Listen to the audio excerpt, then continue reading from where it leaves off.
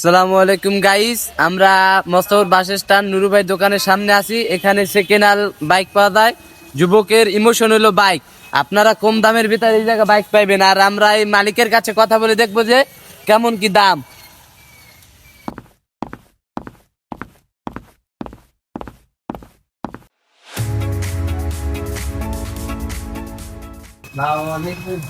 ওয়ালাইকুম আসসালাম। আলহামদুলিল্লাহ ভাইয়া ভালো।